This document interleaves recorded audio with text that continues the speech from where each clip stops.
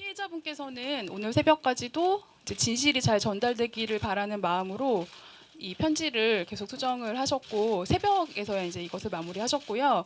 지금 이제 이 자리에도 오셔서 직접 발언을 하시고 싶은 이제 의지가 굉장히 크셨는데 현재 언론에서 이제 보도되는 과정들에서 이 사건의 본질이 아니라 피해자의 신상에 대해서만 굉장히 관심을 갖게 된 이런 현상들 속에서 약간 이것이 사건에 집중하길 바라는 마음을 담아서 제가 대독을 하는 것으로 최종 결정을 하게 되었습니다. 이번 기자회견이 사건에 대한 왜곡된 인식을 바로잡는 기회가 되기를, 나아가 영화계의 관행으로 포장된 각종 폭력들이 수면 위로 올라오는 계기가 될 수 있기를 바랍니다. 저는 경력 15년이 넘는 연기자입니다. 연기와 현실을 혼동할 만큼 미숙하지 않으며 촬영 현장에 대한 파악이나 돌발 상황에 대한 유연한 대처도 충분히 할 수 있는 전문가입니다. 그럼에도 저는 촬영 과정에서 피고인으로부터 성폭력을 당하게 되자 패닉 상태에 빠져 제대로 된 대응을 하지 못했습니다. 그때서야 저는 왜 성폭력 피해자들이 침묵하고 싸움을 포기하는지, 왜 신고나 고소를 망설이는지 알게 되었습니다. 저는 영화 촬영 현장에서 피고인으로부터 폭행과 추행을 당했습니다. 연기 경력 20년 이상인 피고인은 상대 배우인 제 동의나 합의 없이 폭력을 휘두르고 속옷을 찢었으며 상하체에 대한 추행을 지속했습니다. 도대체 연기에 있어 합의란 무엇입니까? 저는 상대 배우의 신체에 위해를 가할 수 있는 연기가 예견될 경우 사전에 상대 배우와 충분히 논의하고 동의를 얻는 것이 합의라고 알고 있습니다. 저는 그렇게 배웠고 그렇게 연기했으며 그렇게 학생들에게 가르치고 있습니다.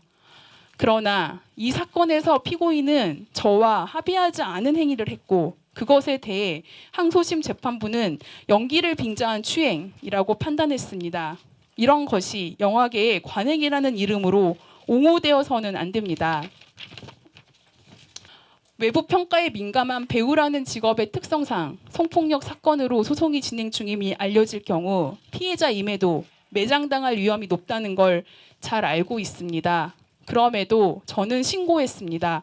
만약 피고인이 스스로 먼저 저에게 밝혔던 것처럼 자신의 가해 행위에 대해 진심으로 사과하고 하차를 실행했다면 굳이 이런 지난한 사법 절차를 밟지 않았을 것입니다.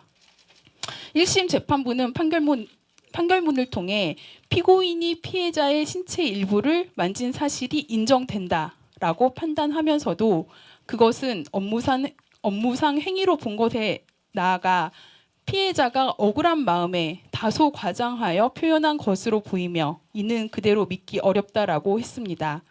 피해에 대한 증언만으로 충분하다는 주위의 조언에 충실히 따랐던 저는 1심 결과에 큰 충격을 받았습니다. 항소심이 시작된 이후 공판 과정에 빠짐없이 참석했고 제 피해 사실을 입증하기 위해 노력했습니다. 어떤 여자인지 피해자의 자격이 있는지를 여전히 묻는 피고인 측의 공격에 많은 상처를 받으면서도 저는 연대자들의 조언에 힘입어 어떤 피해를 입었는지에 집중해 대응했습니다. 그리고 10월 13일의 금요일, 그것은 연기가 아니라 범죄라는 재판부의 판단을 직접 들었습니다. 30개월 만에 드디어 같음을 인정받고 다름이 이해되었습니다. 피고인의 행위는 연기에 몰입하다 발생하는 부수적인 피해나 과실이 아니라 명백한 폭력이라고 한국의 사법 시스템이 판단을 내린 것입니다.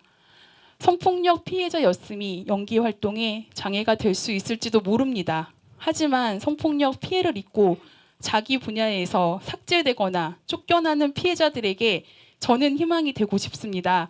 연기를 포기하지 않는 것, 그것이 성폭력 피해자들과 연대하는 제 방식이 될 것입니다. 저는 단단하거나 강한 사람이 아닙니다. 투사가 되기에는 자질도 능력도 부족하며 마음도 약합니다. 그래서 저는 제가 할 수 있는 일, 연기를 포기하지 않고 제 자리를 지키는 것으로 싸우고 연대하려 합니다. 억울하고 분하며 여전히 고통스럽지만 그럼에도 숨을 고르며 말하기를 시작하겠습니다. 시원하지는 않아도 차분하게 제가 할 수 있는 말부터 하겠습니다. 네, 그 첫 마디입니다. 그건 연기가 아니라 성폭력입니다.